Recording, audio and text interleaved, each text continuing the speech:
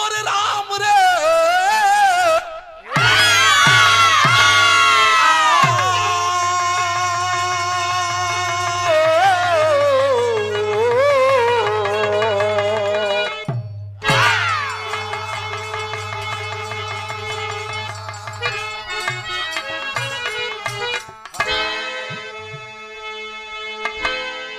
भैया।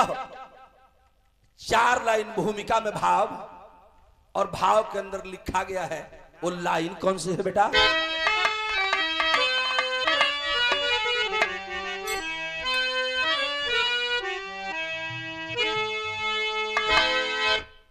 जिन घटाओं में माधुर्य मृदुहास का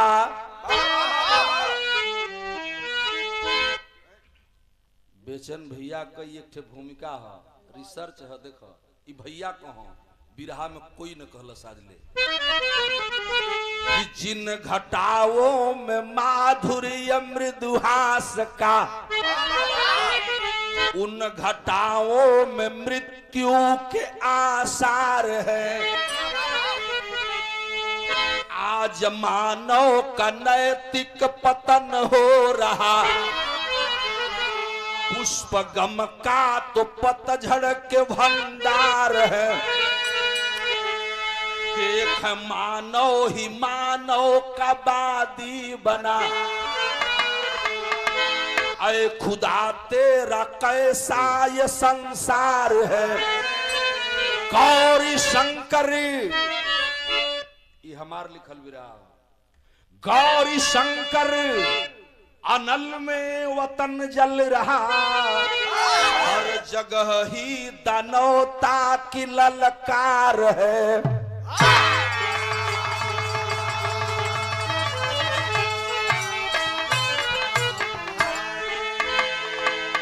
नया 9 दिन पुराना 100 दिन। एगो हाई गजल लेखा मीनाक्षी।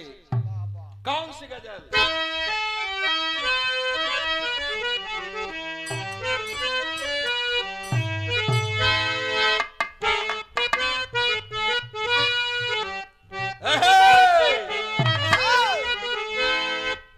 आंख से छलका आंसू। मीनाक्षी आंख से छलका आंसू, अरे आंख से छलका आंसू और जा टपका शराब में।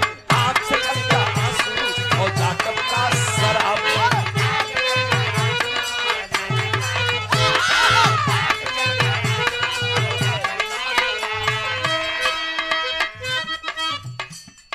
दिल में चुभा जो कांटा, दिल में चुभा जो कांटा, वो जा निकला गुलाब में। आंख से छलका आंसू और जा टपका शराब में।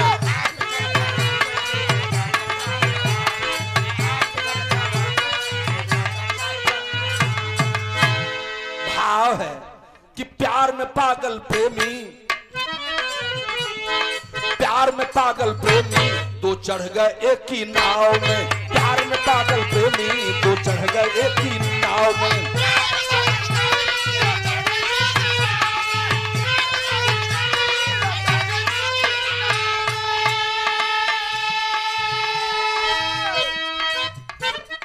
किस्मत का ऐसा खेला, किस्मत का ऐसा खेला जो डूब गए बीचे नाव में। प्यार में पागल प्रेमी जो भागे प्यार के नाव में। प्यार में पागल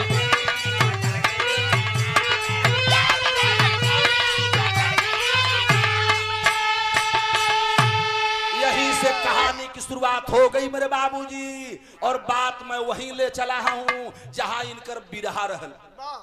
बतिया बा कैसन तनी से गौर करिहन। बतौली फिर वो बात न दोहरावे के पड़े। दिमाग कहानी पर रह। सर के संगत लगी बेटा।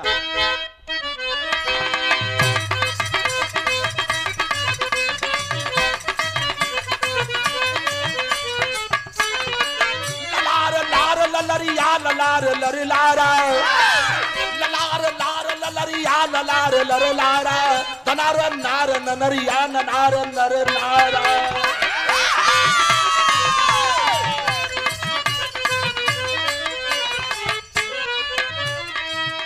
जिला बक्सर,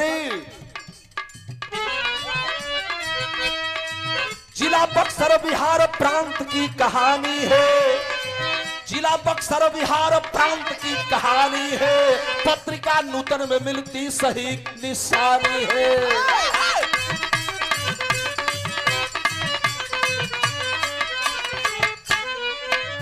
मदन का सुरेश, मदन का सुरेश जो कहलाता छोटा भाई है, मदन का सुरेश जो कहलाता छोटा भाई है, कानपुर में रहता वह चमड़े का व्यवसायी है।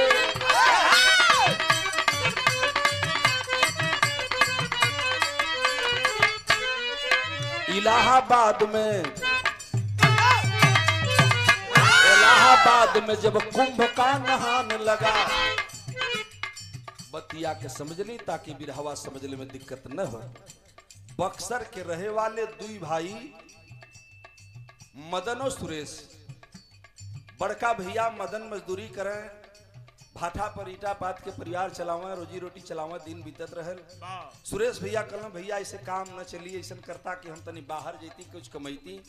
तो कहला बेटा कहाँ भैया कहाँ जीवा? कहला कानपुर, कानपुर में चमड़ा फैक्ट्री है, वही जाई तो कुछ चमड़ा जूता बनाई काम करब। तब बड़का भैया छोटका भैया से इजाजत लेके चल गया कानपुर, वही जा कानपुर में व्यवसाय कर लगला। भैया का बात दिमाग में रख ले रहा,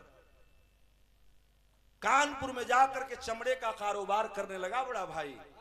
छोटका भैया मदन घरे अपन परिवार लेके रहत रहलन, परिवार में रहल के वही बीच में एगो घटना घटल, यही तरह जैसे आज रहल है। इलाहाबाद में जब कुंभ का नहाने लगा, इलाहाबाद में जब कुंभ का नहाने लगा, देखने मेला चलूं मदन का अरमान, देखने मेला चलूं मदन का अरमान। पुत्र महेश या उमेश संवरिया ले, पुत्र महेश या उमेश संवरिया, साथ में संजू एक छोटी कुमरिया ले, साथ में संजू एक छोटी कुमरिया।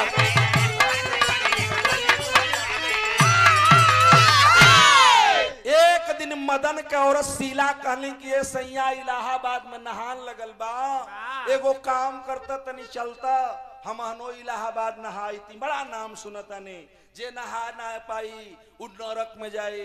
मदन कहला कि पगली पैसा तो नहीं खे रहे, लेकिन जब कहताड़ी ना तो 2-4 दिन मजदूरी करे दे। अगला हफ्ता अतवार की दिन आई, अतवार के जब हफ्ता मिली ना तो सोमवार की दिन गाड़ी पकड़ल जाई। मदन अपनी पत्नी शीला के लेहलन, अपनी भैया उमेश के लेहलन, अपने बेटा महेश के और उमेश के, उनका 2 लड़का रहलन, उमेश और महेश, और एगो छोट लड़की रहल, ओकर नाम रहल संजू। तीनों बच्चों को लिया, पत्नी को लिया, और मदन बक्सर से ट्रेन पकड़ करके इलाहाबाद कुंभ नहाने के लिए चला गया। इलाहाबाद संगम लहर में स्नान तो किया, पूरा प्रेम से लोग नहैला ये पंचो। आ नहैले के बाद जब बहरा लोग अइला तो शीला अपनी सैया से को बात कहली, ये सैया हम घरवा ना बतौली है ना कि तू कतो मना न कदबा, तो हमारे एगो बात बा। कहला का पगली काहे न कहत है तू? तो कहला कि हम एगो मनौती मनले हैं। कहला कौन मनौती? तो अक्सर नहाने में आप लोग देखले हुई हन, उस सिलवा अपनी सैया मदन से बतावे लगल कि हम मनौती का मल्ले बाटी। तो बिरहा में एक लाइन भाव बढ़ गई,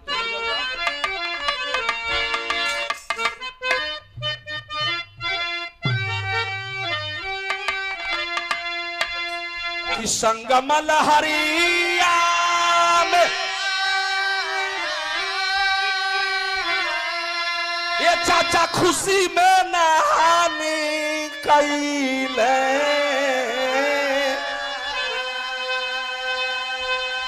अरे हरावा चढ़ाई गंगा माई के काछारी।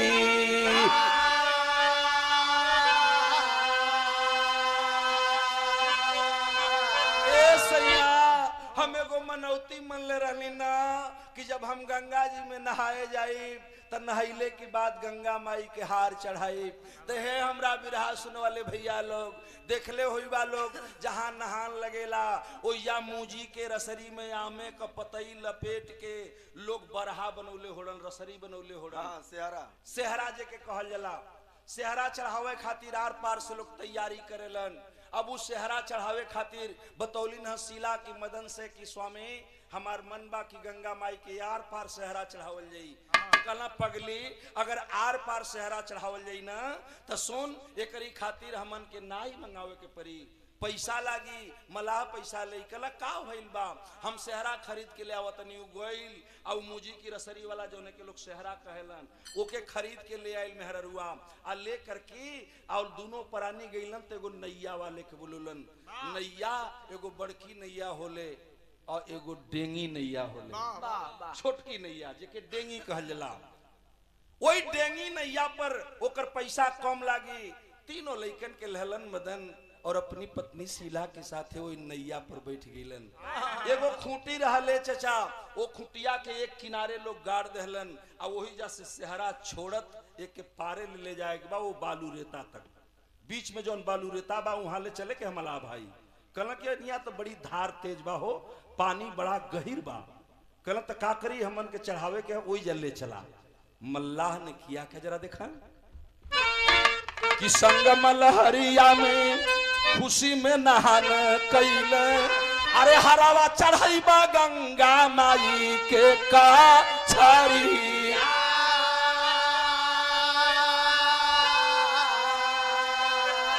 तो नैया ले चली भैला, अरे नैया ले चली भैला ये चाचा नदी में मलहावा। तयाइल बीचे धारावा में नाव जवने घरी।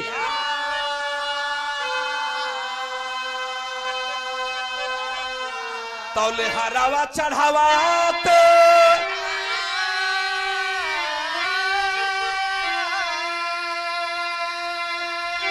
अरे नाव डगमगाई गईली। ये चाचा मिटे ना मेटवल से विधि के लिखनी।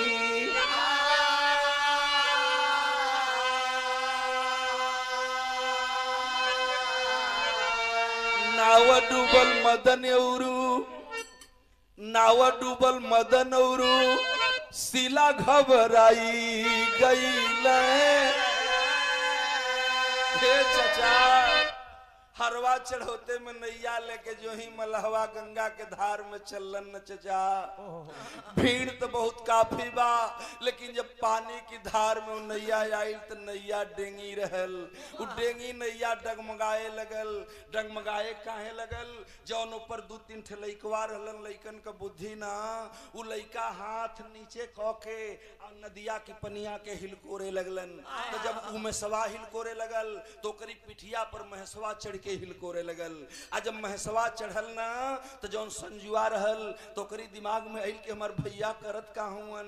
तो उ भैया के ऊपर चढ़ गई। आ तीनों लइका जब एके ओर ओल कइल तो नैया एक तरफ होल गई और नैया में गच गच गच गच पानी भरे लगल। मल्लाह भैया मना कर थोन बेटा हट जाओ हट जाओ, भग जाओ भग जाओ। माई बाबू अकुता गइलन। ने पंचो अकुताए के इतना जेर खिंचलन ना कि तीनों लइकवन के जब खिंचलन तो ले के लपक के दूसरे उड़ा गई। नैया रहल डेंगी जगह रहल कम मीनाक्षी। जब उधर से खिंचलन तो लप दे जब ए पार अइलन तो नैया रहल एहर आ लप दे हो गल गच दे। आ जब गच देहर हो गल तो ले मल्लाह नैया को संभाल ही रहा था। भीड़ से भरे लोग देख रहे हैं। उसी कुंभ मेले में वो नाव नियंत्रण खो बैठी और जानते हैं क्या हुआ कि नाव डूबल मदन औरू शीला घबराई गईल। ये चाचा बच्चन बद नदी में गवावल जीवनी।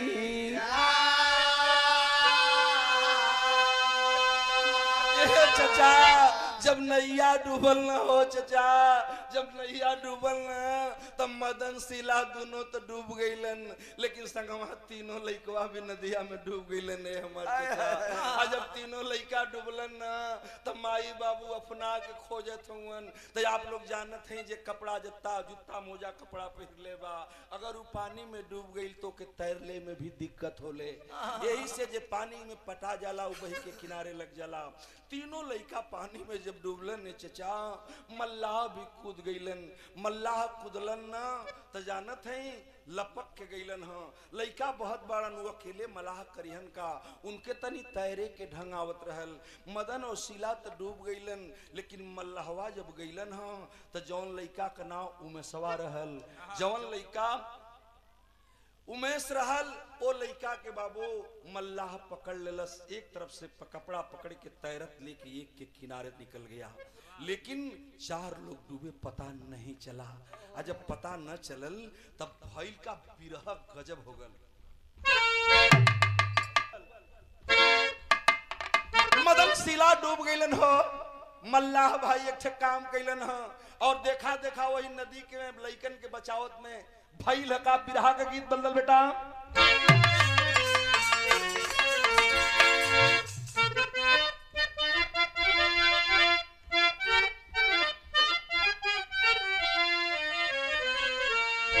प्रधान जी यही गीत है क्या कि के कराई रोवल से भीजल चूना के कर जियरा कठोर हो।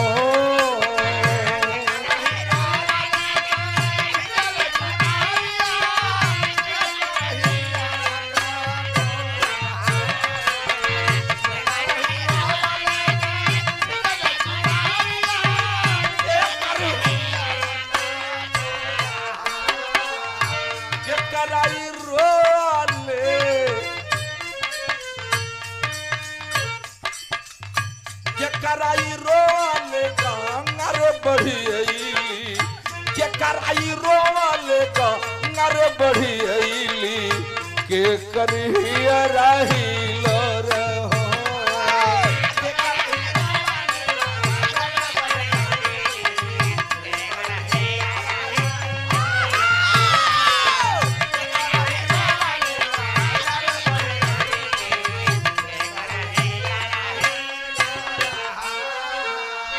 एकर जवाब कबीर पंथी लोग देश जवन ए धुन का शुरुआत भी बिरहा जगत में यही बिरहा से हम कैले रही। बाद में गवैया ये धुन का नकल कैलन, यूट्यूब लगल है, यूट्यूब चैनल वाले साथी बैठे हैं। झूठ नहीं बोल रहा हूँ, ये हमारी पुरखन का गीत है। हमार दादा का दादा परदादा लोग गौला, हम अपनी बाबा से सुन रही मीनाक्षी। तो ये बिरहा में लिखनी या यही बिरहा में लिखनी। बिरहा जगत का एक नामी कलाकार इस गीत को 6 बार हमसे गवाया और जा करके 30 सीरीज में रिहर्सल करके गाया तो बोलने लगा मंच पर कि मैं इसको गाया हूं। गौरी शंकराचार्य आज बोल रहा है कि यही बिरहा में पहली बारी हम लिखले रहनी धुन के। और धुन का जवाब रहे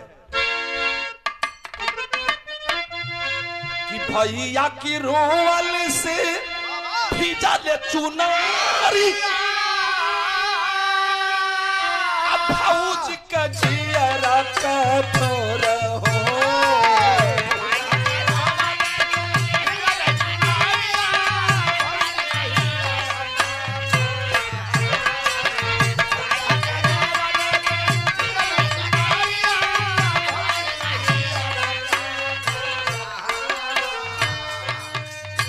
माई के रोवाले,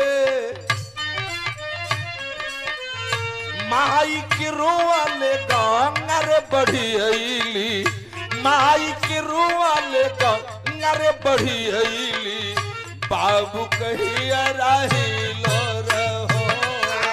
माई के रोवाले गंगर बढ़ियली, बाबू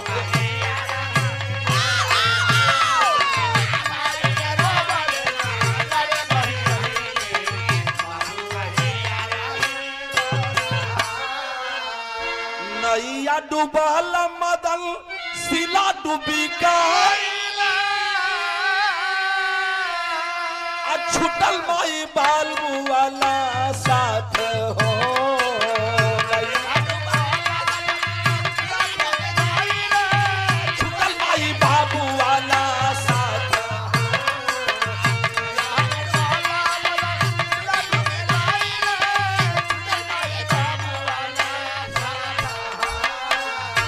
संजू हे चचा संजू आऊ में सबहल जाल बीच पनिया उमे सवाल देखलस ना कि संजुआ बहल जाते संजुआ बहल जाता ओकर हाथ पकड़लस हथवा पकड़लस न चचा तनी गौर करी हाँ संजुआ में सबहल जाल बीच पनिया संजुआ में सबहल जाल बीच पनिया धीरे धीरे छूटी गई हाथ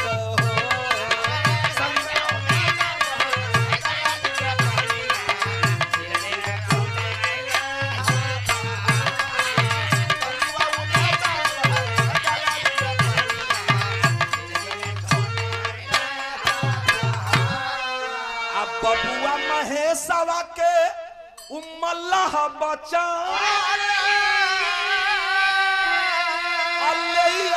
घर अपने साथ ए चचा मल्लाह बाबू बड़का लइका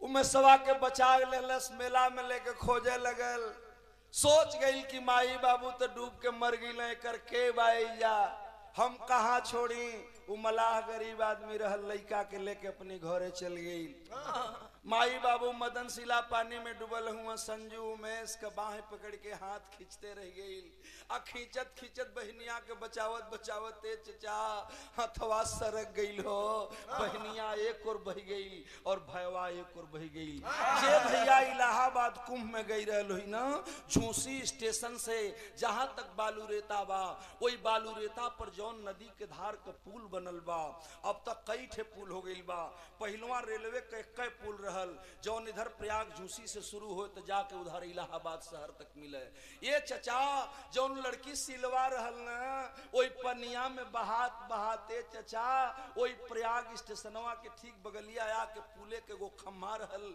वही खम्हा के नीचवा लग गई बेहोश लड़की पड़ी है दूसर का लड़का बड़का जेकर नाम हम महेश बतौली उ महेशवा बहुत बहुत बहुत दूर चल गई आ जब दूर गई ना तो जाके वो किनारे लग गई आ जब वो लड़का किनारे लग गई तो कुछ देर के बाद लोगन के भीड़ लग गई पनिया में लाश पड़ल बा पनिया में कोनो लड़का का लाश बा ज्यादा भीड़ में कोनो लड़का मर गई हुई ऐसे का मतलब बा कुछ लोग आवे देखा चल जा यही बनारस के रहने वाले बनारस तेलियाबाग के रहने वाले रामलाल गुप्ता दौड़ते हुए जाते हैं किसी का बच्चा है खींच लिए पानी से और जब खींच कर लेते हैं शरीर पर हाथ रखते हैं बच्चे की लाश तो गर्म है लग रहा है प्राण है पानी निकालने का प्रयास करते हैं कुछ पानी निकला डॉक्टर में लेके आए डॉक्टरों ने इलाज शुरू किया और वो लड़का महेशवा धीरे धीरे होश में आ गई तो लड़का के लेके मेला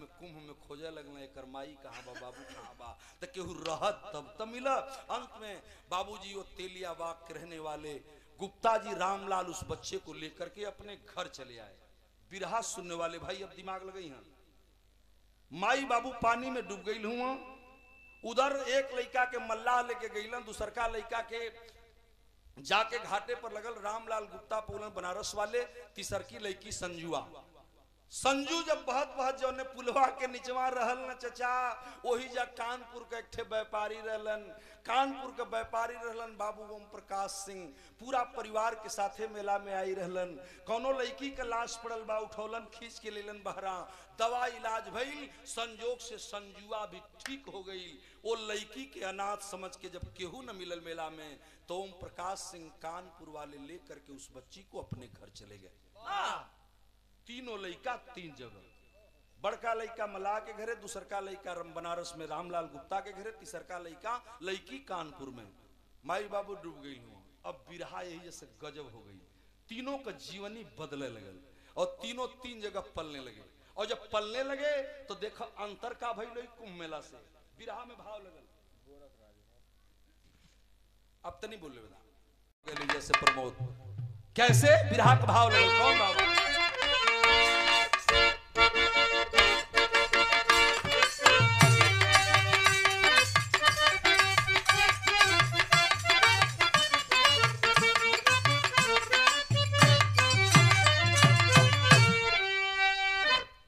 झुलनिया के गुजवा, झुलनिया के गुजवा टूटल ये राजा, जवनिया में गड़िया छूटल ये राजा।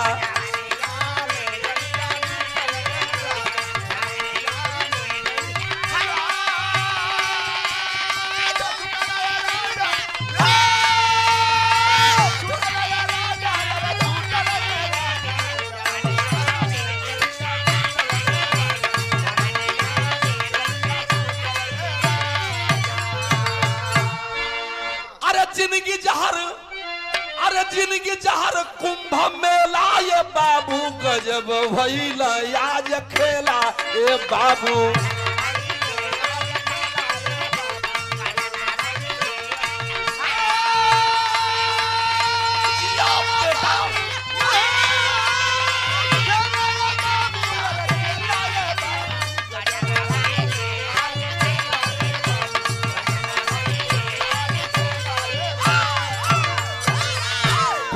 संजू को प्रकाश सिंह पाए, हलई के शहर अपने कानपुर में आए।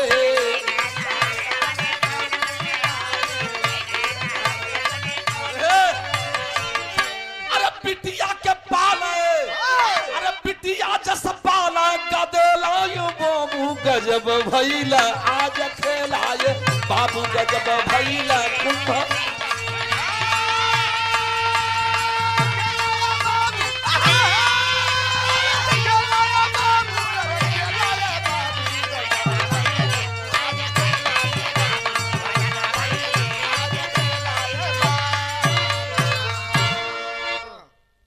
बज्जर पड़ जाता, अरे वाह हमारे छोटे भाई और यह लड़का एक बहुत धुरंधर विरहा से विरहा होत रहल, तो या माइक पर बोले रहला, हम यूट्यूब पर बोलने सुनले रहले कि हम वो आदमी का चेला हैं जेके लोग गौरी शंकराचार्य कहला। चेला ही हमारे लिए ना हुआ कि हमारी अखाड़ा से ना गावला, लेकिन तबो हम इनके प्यार देना कर कुछ मतलब होई। पूरा विरहा जगत जानता है कि गौरी शंकराचार्य के ही चेला रमेश सेहरा है। आपने इस बात को खोल दिया, अब जे न जाना तो दूसर बात बा, लेकिन बहुत अच्छी व्यवस्था है भाई कि परमात्मा सुखी रखे, माता रानी कामयाबी दें। आप तो सब मनाए हैं, बिरहा गजब होगा। चलो टेरी लगी उठा तन बढ़ जाओ।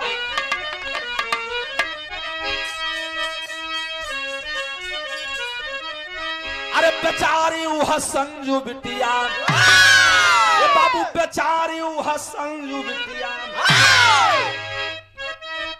तो थकली नजरिया देखबा डरा नहीं होनहार, चुप्ती लाख कर पर डरा नहीं होनहारी। बेचारी वह संजू बिटिया कानपुर में रही के ओम प्रकाश सिंह पाला लगल, लड़किया बढ़ लगल पढ़ लगल। जब मीनाक्षी के उम्र का हो गल तब बीए करे लगल। आज जब बीए में पढ़े लगल लो समय और लइकवा का कर लगल, तनिया भाई बिरहा का भाव दे कि रमन लाल गुप्ता का बे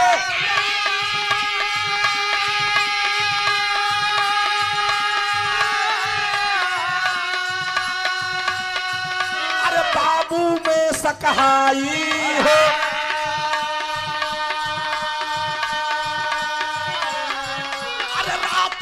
खूब मेहनत कई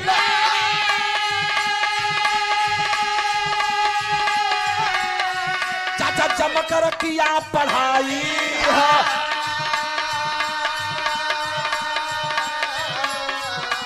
रमन मगन बेटवा को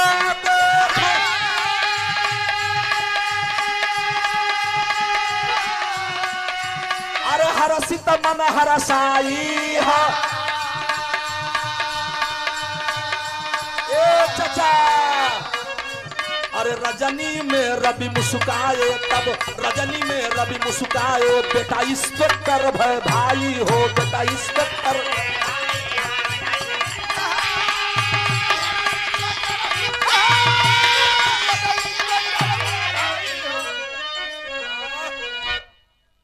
रमन लाल गुप्ता का बेटा उमेश पढ़ने लिखने लगा मेरे बाबूजी। और धीरे धीरे जब वो जवानी पर आता है, जवानिया पर जब आल न हो, तब बाबूजी पढ़ लिख करके रहल तो गुप्ता की घर है, लेकिन बनारस पहलवानन का गढ़ है, पहलवानी का अखाड़ा हो। वो कुछ पहलवानन का संगत मिलल तो रियाज पानी करे लगल। और रियाज पानी करत करत संजोग ऐसा बना कि लंबा चौड़ा छरहर जब बदन भइल तो हमरा देश में उत्तर प्रदेश पुलिस में नौकरी निकली। पुलिस का इंस्पेक्टर का दरोगा का पद खाली बा, भर्ती हुई, वही में फार्म डाल देलस। और रहत बा गुप्ता जी की घरे संजोग ऐसन बा कि डायरेक्ट इंस्पेक्टर के पद पर भर्ती हो गई। ट्रेनिंग में गई तो ट्रेनिंग सबका संगे होले। ट्रेनिंग करने के बाद ड्यूटी पर चला गया। यहाँ की बात आप यहीं छोड़ दें, वो लड़का इंस्पेक्टर होके अपन ड्यूटी करे लगल। उन्हें लड़की बीए में पढ़त बा संजुआ, बहुत कानपुर का ओम प्रकाश सिंह के घरे। तीसरका लड़का जो मल्लाह भाई लेके गई रहलन, मल्लाह किशोर मल्लाह, गरीब आदमी किशोर रहला, किशोर मल्लाह हो लड़का के पालत हुआ बाबू। आज वो लड़का में सवा बढ़े लगल तो न पढ़ पौलस, न लिख पौलस, न कहीं नौकरी कैलस। धीरे धीरे गरीब आदमी, संगत कुछ खराब हो गई। और जब संगत खराब हो गई तो बुरी संगत, संगत से गुण होता है, संगत से गुण ओकर ऐसा संगतिया मिल गई ना कि वो गड़बड़ा गई, बिगड़ गल हो, न पढ़ पौला न लिख पौलस। वो लड़कवा का संगत इतना खराब भले चचा कि जितना जितना कुल देश में चोर डकैत रहला उन्होंने का साथ पकड़ा गई। आ ट्रेन में छिनैती डकैती नशा का दवाई खिया के लूटल, ये ओकर रोज का काम हो गई।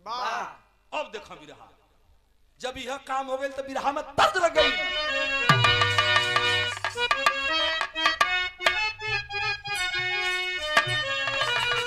छपरा सहारिया में अरे बिकला हो चारा खावा, देवर मोरा जोगी हो भइले।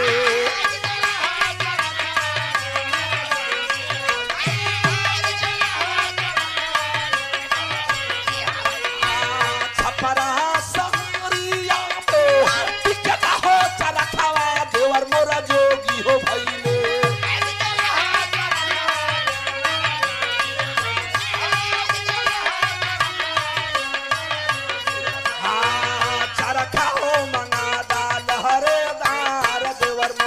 जोगी हो भइले चारा खाओ मना दाल हरेदार, चारा खाओ।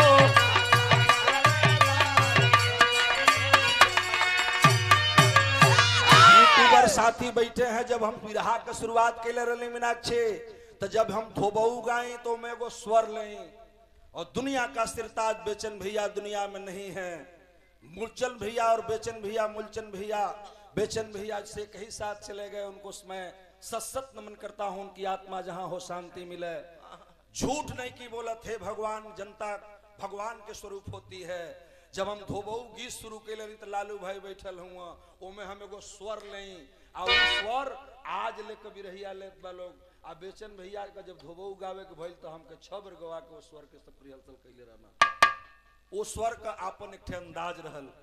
धोबऊ गीत में फरमाइश लोग करन, लेकिन हम मोहर नहीं की जाए चाहत। बिरहवा तनी देखा कैसन हो गई।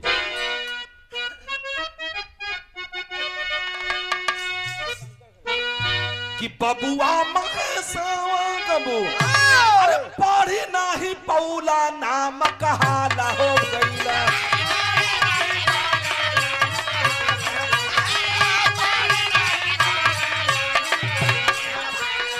बबुआ में सवाह बनल चोर, नाम का हाला हो गईला। बचवा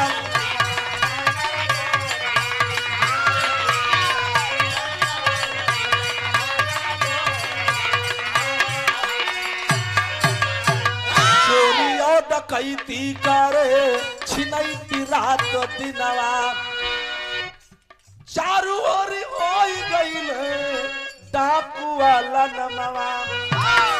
मंटुओ कर नाम पड़ल, बनल उग्र बदिया, नाम कहाला हो गईल।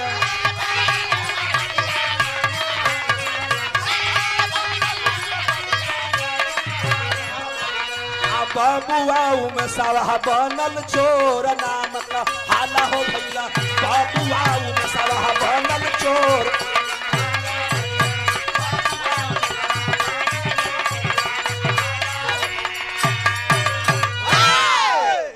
ये सादर सम्मान हो हर कैसी मुर्गी खो दरबा खो रहता सगरी गांव में का दरबा वाला फोड़ दे हमारा सापन दरबा कि हरिंदर आई मुर्गा लेके चोरा लेके चल ले आई लेके चल जाई केहू न केहू ले जाला टेहले टूरले बड़ा अंडा खाइले ले जाई कचिया जब सूरजपुर में 2 पैक लगाई त आके मुर्गी के दरबा ठोवेला ना अंडा अंडा खो जाए सगरी गांव में कचो नरवा पर का सब मुर्गी के दरबा फूट गइल हो सब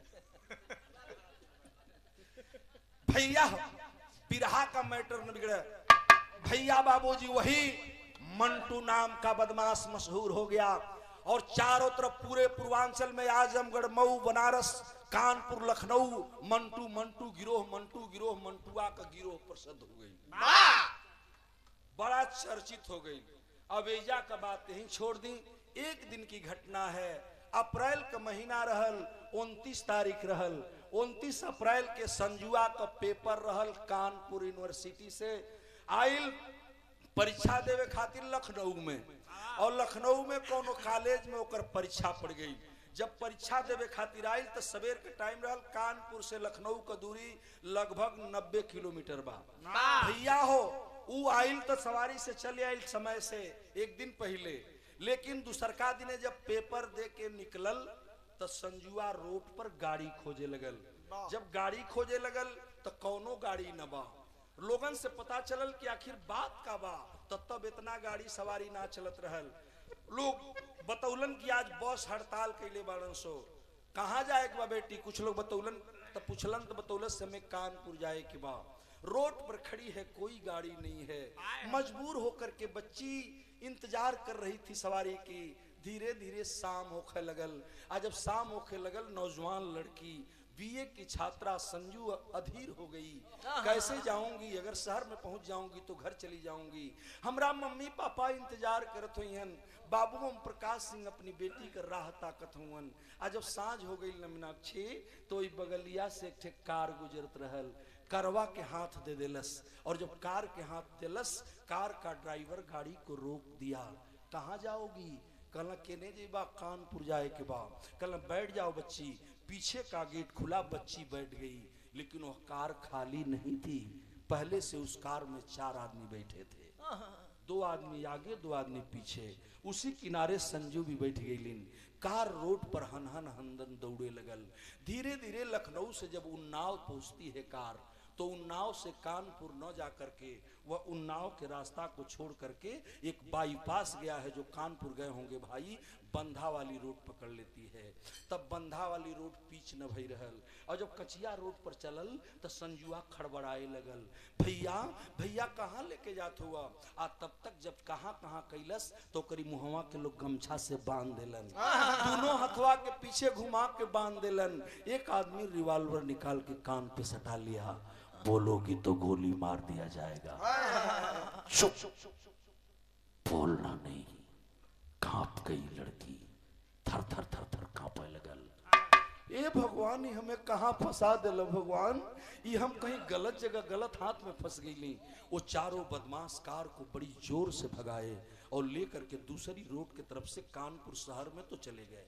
लेकिन कानपुर शहर में एक मोहल्ला पड़ता है कल्याणपुर। कल्याणपुर में वो 3 मंजिला बिल्डिंग रहल। वही बिल्डिंगिया की लगवा करवा खड़ी हो गई। जब कार खड़ी भइल तो कार के पीछे पीछे उस शहर के पीछे शीशा से देख रहा है कि कोई लड़की छटपटा रही है मुंह बना है हाथ बना है। मारुति का एक चालक जा रहा था पीछा कर लिया उस कार का। कल्याणपुर में जब कार रुक के फलाना बिल्डिंग पर खड़ी हो गई तो मारुति वाला वजह से अपन मारुति घुमा के लेके चल गई और ओकरा बाद लड़की के लेके लोग छत पर चढ़ गईलन एक कमरे में बंद कर दिए। ए चचा जब रात गहराइल न हो चचा तो रतिया का सारे उचारो खूब दारू पियलन चचा। आ दारू का नशा जब घेरलस ना बिमलेश दारू का नशा जब भइल ना तो चारों गईलन संजुआ वाला कमरा खोल देलन। ऐ बच्ची तुझे हम छोड़ देंगे लेकिन जरा सी मेरी मजबूरी है। और वो चारों आदमी नशा में धुत थे। वो लड़की हाथ जोड़ लेती है हाथ जोड़ के बैठ गई। कल भैया ना भैया हमें छोड़ दा लोगन। एक ठौरा एक ओर से सलवार फाड़े लगल, एक ठौरा एक ओर से सलवार खींचे लगल। अर्धनग्न हो गई लड़की के जो कमीज रहल फट गई। आज फट गई तो लड़किया बैठ गई और हाथ जोड़ के गो बात कहे लगल। जानत है का कहलस? वो चरहुन से कहत बा, कितना ऊंची बात कहले रहल। गीत लगल कामना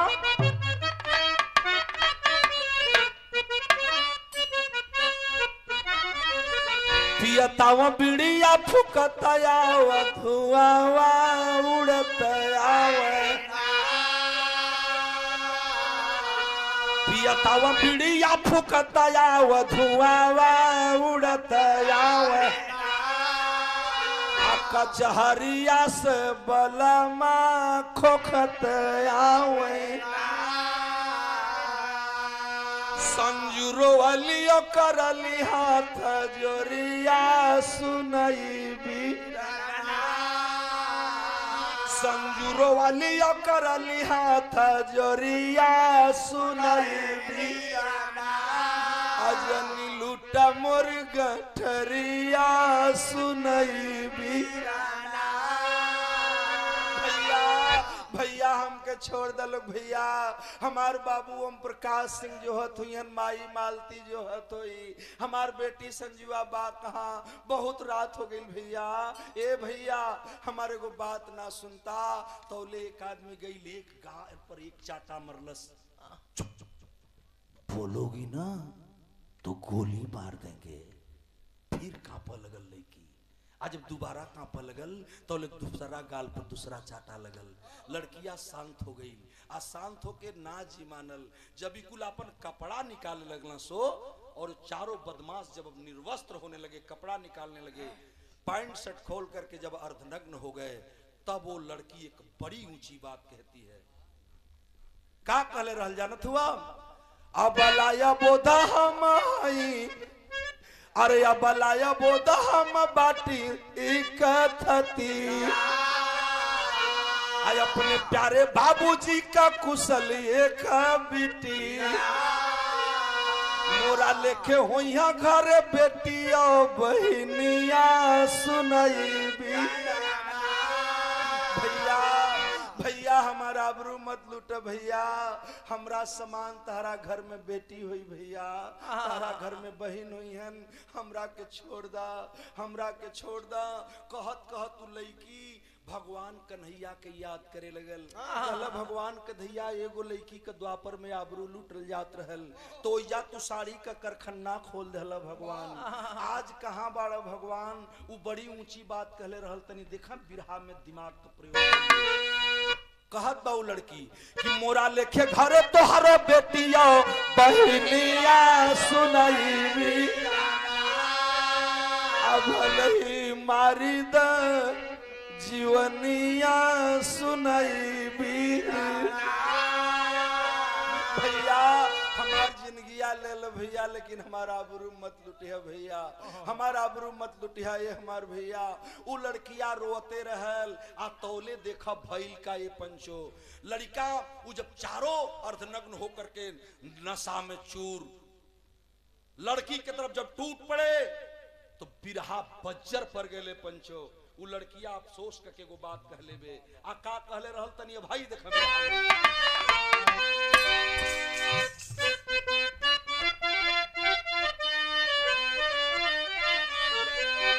पापट लगल बेटा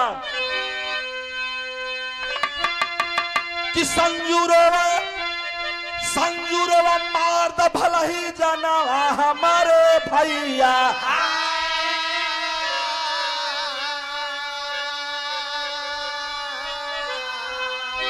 अरे संजूरवा मार द भला ही जाना हमारे भैया।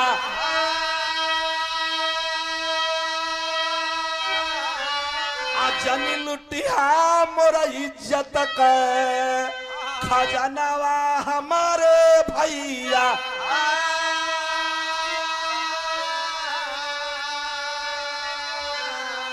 बड़ी ऊंची बात तो लड़की कहती है मेरे बाबूजी कि कहाँ कन्हैया कल युग में आजा रोवली बिलखाई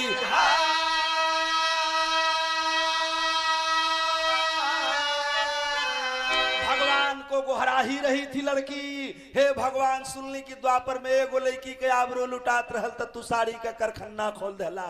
इज्जत बचा ला भगवान, इज्जत बचा ला भगवान, कन्हैया इज्जत बचा ला। आ तौले करिश्मा हो गई कि कहा कन्हैया कल युग में आजा रोवली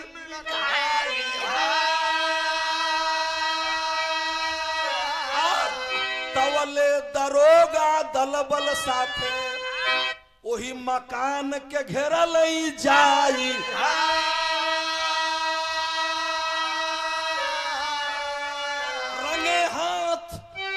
रंगे हाथ पकड़ल सभी मुदैया हमारे भैया।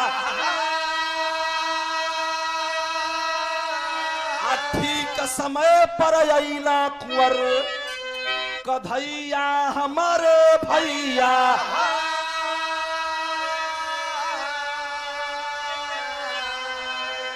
बिरहा सुनने वाले सम्मानित साथियों, लड़की चिल्ला रही थी, बदमाश आबरू लूटने जाने वाले थे। वस्त्र उतार करके खड़े हैं, इज्जत अब जाने वाली है। लेकिन बाहरे इस देश की प्रकृति का नियम, तब तक उस पूरी बिल्डिंग को हमारे उत्तर प्रदेश पुलिस के जवानों ने घेर लिया। दल बल के साथ उस क्षेत्र के रहने वाले इंस्पेक्टर साहब आए और पूरा मकनिये घेरा गई। जब एक तल्ला दो तल्ला खोजते खोजते तीसरे तल में पहुंचे तो एक कमरे के अंदर जब लाश से दरोगा ने धक्का मारा तो अर्धनग्न फटी वस्त्र में कपड़े में हाथ जोड़कर दुहाई मांग रही लड़की दिखाई देती है और चारों बदमाश अर्धनग्न खड़े हैं। गिरफ्तार कर लिए दरोगा जी, पकड़ लिए गए। और जब चारों पकड़ैलन है बाबू, दरोगा जी लेके थाना पर आ गईलन। कानपुर में जौने थाना पर रहलन, जौने थाना को हल्का रहलो थाना पर अइलन दरोगा जी। चारों बदमाशों को कोठरी में बंद कर दिए और लड़की से पूछने लगे, ऐ लड़की तू कौन है रे, क्या नाम है, कहाँ की रहने वाली है तू, कैसे यहां तक पहुंची, बदमाशों के हाथ कैसे लग गई रे तू। तो बोले किया कहलस प्रमोद कि दरोगा जी शुरू से बता दें कि बीचों से बता दें। अब तर्क लगे है लोग हमारे बिरहा का, हम बोलने रहनी है कि ये बिरहा का नकल वो समय पूरा बिरहा जगत में भई रहल। जब भी बिरहा हम लिखले रहनी और गावे शुरू कैले रहनी तो एक जोड़ लगे है लोग बिरहा लोग। उ लड़किया पूछत बा कि दरोगा जी, ए दरोगा जी शुरू से बता दें कि बीचवा से बता दें। दरोगा जी कहलन, अरे पागल है तू पढ़ी लिखी है रे पगली, जो सही चीज है शुरू से बताओ ना, बीच से क्यों बताओगी, शुरू से बताओ। चारों बदमाश कोठरी में बंद हैं, दरोगा जी बैठे हैं, हमरा ही खड़े हैं और लड़की अपनी सारी बात बताने लगी। अब बतौलस तो उहे बतौलस जो हम तोहनों से बतौले रलीन है। वो थानवा में बयान देत बा कि ए दरोगा जी तू जानल चाहत हुआ ना, शुरू से सुनल चाहत हुआ ना, तो सुना हमारे को बात। हम ऐसे ना हैं ये दरोगा बाबू, ये धरती पर हमरी नियर केहू न लड़की हुई ना, कौनो लड़की तो के न मिली। कहलन काहे रे, बतैती काहे ना। तो उ लड़किया दरोगा की समहनवा एगो बात कहे लगल। का कहलस मुन्ना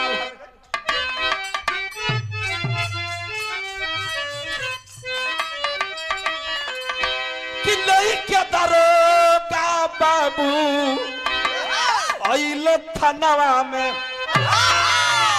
अब बंद भइल चारो ये हवर कोठरी माझा।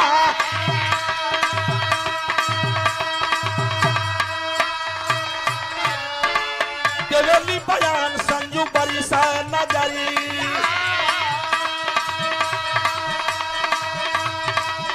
अरे कलम उठाव लिख साहब थानेदार।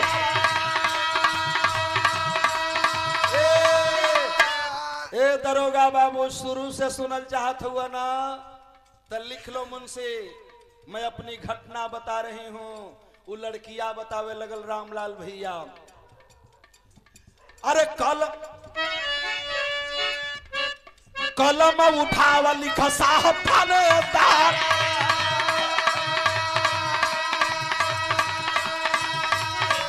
ए दरोगा बाबू, अरे लागल नहान रहल कुंभ मेलावा के, अरे लागल रहला नहान रहल कुंभ मेलावा।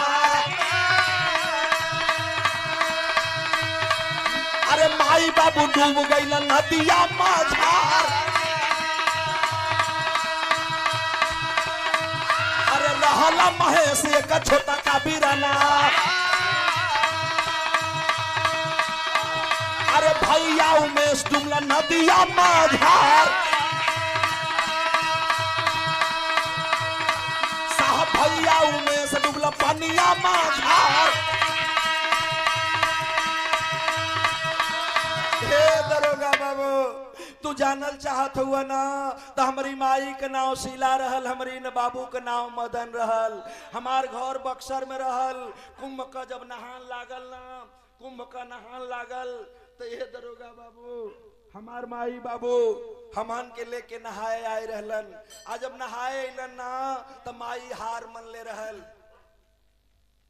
माई हार मन ले रहल। हारवा चढ़ावत में नैया डूब गई ले दरोगा बाबू। ये दरोगा बाबू हम माई बाबू को अकेले ना रहली हो। हमार दूगो भाई रहलन। बड़का भैया का नाम उमेश रहल, छोटका भैया का नाम महेश रहलन।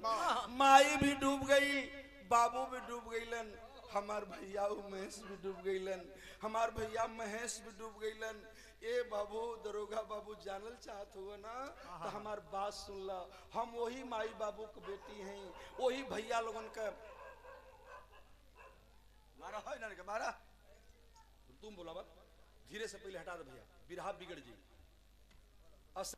ए दरोगा बाबू, ए दरोगा बाबू हमार भैया उमेश भी डूब गईलन हो, हमार भैया महेश भी डूब गईलन, माई भी डूब गई, बाबू भी डूब गईलन। हम उन्हीं का भागा बहन है। हम भैया के खोजली, माई के खोजली, केहू न मिलल तो हमके ओम प्रकाश सिंह कानपुर वाला ले आके पलना पोसला पढ़ावत रहलन। आज हम परीक्षा देवे गई रहनी है, सवारी ना मिलल है तो लखनऊ से एक गिरोह से पाला पड़ गई है। आज अभी बात दरोगा के सामने वो लड़की कह रही थी बाबू, तो अब ये पूरा करत बा तौले बिरहवा में भूचाल आ गई।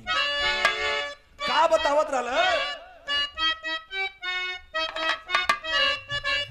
ये बतौले रहल लड़किया, तौले बिरहा में भूचाल का आ गई कि रोवे लागल बंद कोठरी में बादाम सारा। रोवे लागल बंद कोठरी में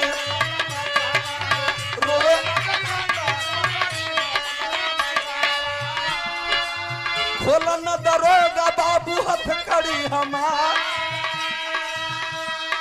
ए दरोगा बाबू जौन कोठरिया में चारों बदमसवा बंद रहल रमाकांत भैया, ओमे से एगो चिल्ला के रोवे लागल, कहल ए दरोगा बाबू, ए दरोगा बाबू तनी हमरा के खोल के बहरा ना निकाल देता। दरोगा ओकरी ओर ताके लगलन, उ लइकिया ओकरे ओर ताकत बा, कहल का हो गई लेकरा के, तो उ चिल्ला के रोवे लागल आ कहत बा उ लड़का कि खोलन दरोगा बाबू हथकड़ी हमार।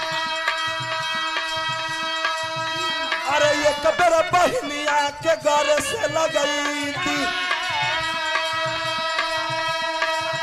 अरे एक बेर बहनिया के घर से लगई, फिर गोलियां से मार हमर सीना देता फाड़।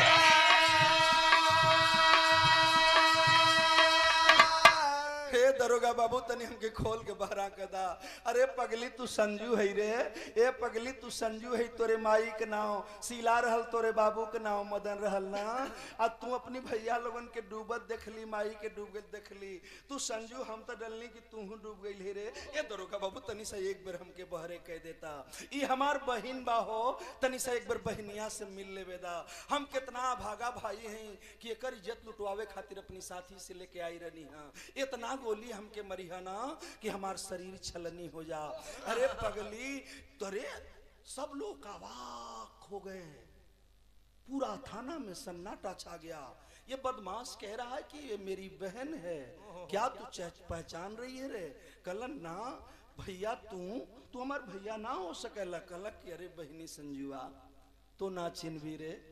तब रो के बतौलस कि हम ही महेश तोहर छोटका बिराना।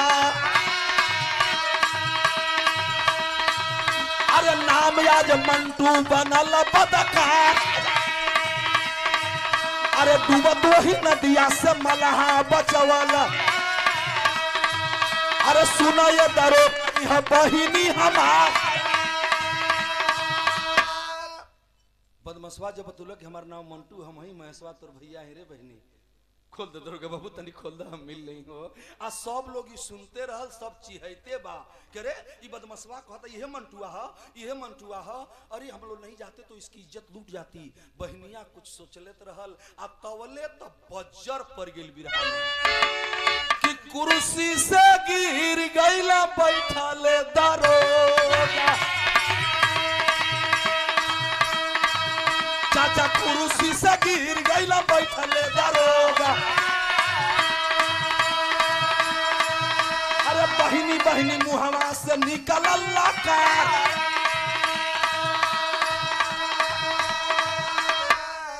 एक बार एक चक्कर आया उस कुर्सी पर, सुनता सुनता पूरी बात सुनता सुनता वो दरोगा जो इंस्पेक्टर था थाने का, चक्कर आया और भौर भरा के गिर गई।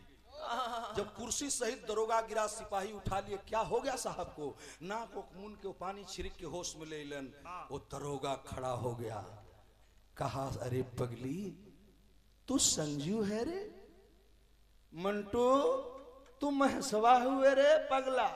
तई संजुआ तो छोट रहे रे, ई नहीं खे चिन्हत, ई ठीक बात बा, लेकिन कारे महसवा तू नहीं खे चिन्हत। सारे सिपाही लोग अवाक होन, कहलन कि बड़े बात क्या है? तब वो दरोगा जी कहलन कि हम ही उमेश तोहर बड़का बिराना, बहिन हम ही उमेश तोहर बड़का बिराना। अरे बहिनी बहिनी मुहवा से निकलल लाकार।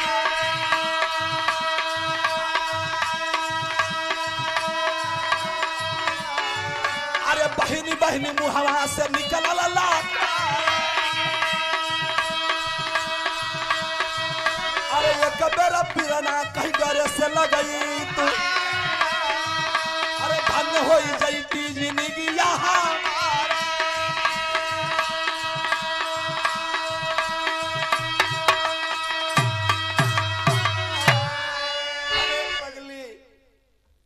तू संजू छोट रहली रे, माई बाबू डूब गई तो हम जानले कि तोहू डूब गईली। भैया महेश भी डूब गईलन कि महेशवा तू ही मंटू हुए, तो हम ही तोर भैया उमेश हई। अब सगरी सिपाही टुकु टुकु ताका लगलन कि दरोगा जी कहत हुआ कि हमार बहिन बा, उ मंटुआ भी कहत बा कि हमार बहिन बा। ई बात का बा? आप सब लोग अवाक हो। अब लड़की संजुआ ताके लगल कि बड़को भैया मिल गईलन, छोटको भैया मिल गईलन। हे भगवान ई का ई का ई का। आ तवले वही थानवा में पहाड़ गिर गई। जानत है का? अब एगो बात में हम आप लोगों के डार्क में डले रहनी है। जब मकनिया के घेरे खातिर दरोगा जी गई रहना, तो उनके केहू खबर देले हुई तब न गई रही। हाँ ऐसे तो उड़ के चल न गई ना। तो जौन मारुति कार वाला कार का पीछा करत आई रहल, देखलस कि फलाना नंबर की बिल्डिंग में बदमाश कोनो लड़की के लेके गईलन से, तो मारुतिया ले ले थाने पर चल गई रहल। और वो खबर दिया था तो दरोगा आए और बदमाशों को पकड़ लिए। तब मारुतिया वाला से कहला, क्या मारुति वाले एक काम करना, चलो थाने में गवाही के लिए नाम पता लिखवा करके तब जाना, इसलिए कि तुम ही एकमात्र इसके गवाह हो, तुम्हारी जरूरत पड़ेगी। तो मारुतिया वाला में खड़ा रहे, कहे कि साला कब हमार नंबर आई के अपन नाम लिखवा के जईती। संजुआ का सगरी बात सुनलस से चचा, उमेशवा का सुनलस, महेशवा का सुनलस। आ सुनत सुनत जब दरोगा जी कह गई अपन बात, तौले उ खड़ा खड़ा मारुतिया वाला नाचत नाचत हो जाए। आज मारुति वाला ढहल न बाबू तो बतौली कि बिरहा में पहाड़ टूट गई हो। दौड़ करके सिपाही उस मारुति वाले को उठाए, क्या हो गया तुझे? होश में लाए, तब वो मारुति वाला रोवत पा आ कहलस कि करे संजुआ तू नहीं खिचिनत, बड़ी छोट रहली। कारे महेश उमेश तोहन का तो बढ़ रहा सब, तोहनो नहीं खा सोचिनत हमरा के। तब मारुति वाला बतौले बा बाबू बिरहा लिखत में कलेजा फाट गई। और गाने में हृदय रो रहा है। वो मारुति वाला वो जब बयान देत बा थाना में का बतूले से तनी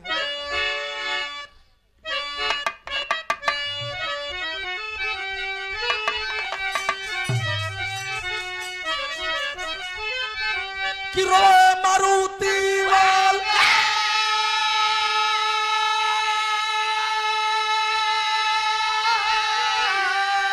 वही थानवाई में वो घरी कैसन विधना तोर लिखनी आई बेटी हमारी।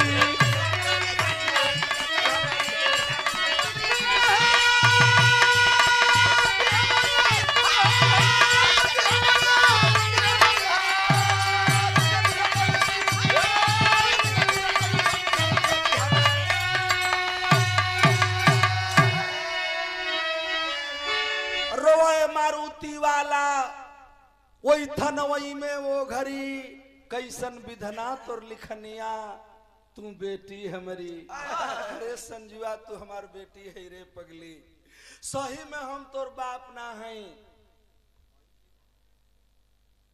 अब और बजर पड़ गई, सही में हम तोर बाप ना है लेकिन तू हमार बेटी है।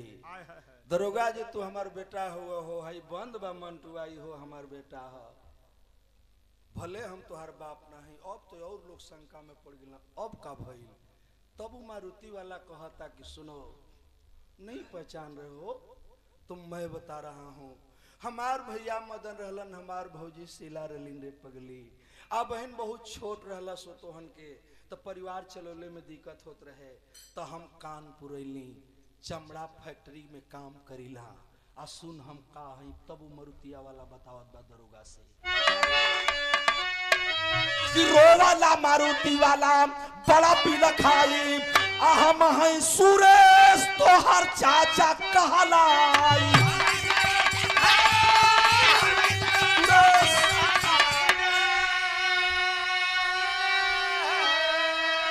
भैया डूबला कुंभ में कानपुर पीतल जीवन सगरी कैसन विधना तोर लिखनी आई बेटी हमारी।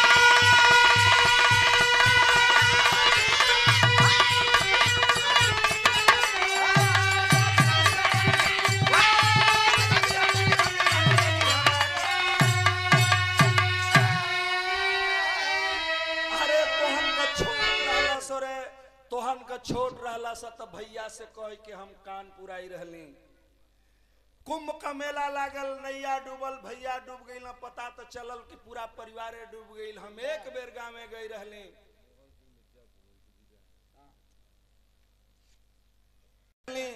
पता चलल कि पूरा परिवार डूब गई। तब से कानपुर में आके रह गई, मकान ले लेली, फैक्ट्री खुलत बा चलत बा, काम धंधा करीला। ए दरोगा जी आज हम अपन चमड़ा का कुछ व्यापार करे खातिर उन्नाव गई रहनी हाँ, और उन्नाव से आवत में कार के पीछे पीछे लग गई नी। जब तमाशा देखनी है तब पीछा कैनी तो के खबर देनी ये हमार भतीजा बा, वो हमार भतीजी बा, तू हमरो भतीजा हुआ, हम तुहार चाचा सुरेश हैं। बज्जर पड़ गई, पूरा थाना के लोग आवाक हो गए कि अरे ये क्या है। और ये चचा जब तीनों लोग अपन अपन परिचय दिलन हाँ तब बिरहा में लिखा के पड़ल। मानने दरोगा की भी फर्ज है, मंटू को पकड़ा है, मंटू परिणाम है, बहुत बड़ा बदमाश है। एक तरफ बहन खड़ी है, एक तरफ दरोगा के कुर्सी पर बैठा है, एक तरफ भाई जेल में है। न्याय भी करना है, उचित न्याय करना है, धारा में भी देना है, लेकिन बचाना पड़ेगा इसलिए कि भाई भी है लेकिन कानून का रखवाला वह दरोगा। जो धारा बनती है चलान किया, और चलान करने के बाद जब भाई की चलान होने लगी बहन संजुआ रोवे लगल, दरोगा जी हमारे भैया के बचा लो, बचा लो। जब ना बचल तो चाचा का पैर पकड़लस, आ ऊ चाचा कानपुर वाला चाचा सुरेश जौन बचपने में बक्सर से गई रहना, ऊ सुरेश जमानत पढ़लन, 5 लोगन के लेहलन और जमानत पढ़ करके कानपुर में न्यायालय में लड़ करके मुकदमा से रिहा करवाए। और आज भी वह पूरा परिवार कानपुर से कुंभ में आया था। और अपनी पिछली घटना जो 98 में 99 में कुंभ लगा था, उस घटना को जब बताए तो लोगों की आंखों में आंसू आया था मेरे बाबू। मैं आपको एक बात बताऊं, बिरहा में आखिरी में लिखना पड़ा और अंतोगत्वा आज हुआ क्या है, बिरहा का आखिरी लाइन रहा कि चचा बहिनी साथ मिली घरवा बसाई, कानपुर शहरिया पूरा परिवार बसल जाए।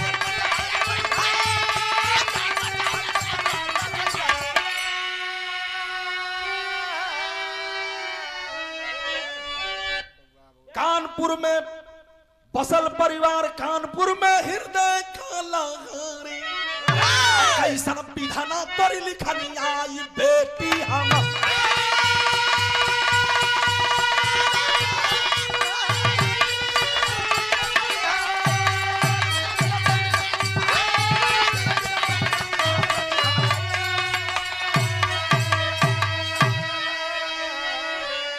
गुरुदिल मोहम्मद राम सेवक सिंह रमदयाल विख्यात कभी गया लाल जगलू यादव जगधारी से नाता। अरे बेचारी हुआ संजू बिटिया, अरे बेचारी हुआ संजू बिटिया, आचार्य गौरी शंकर की कविता कलम सवारी, बेचारी हुआ संजू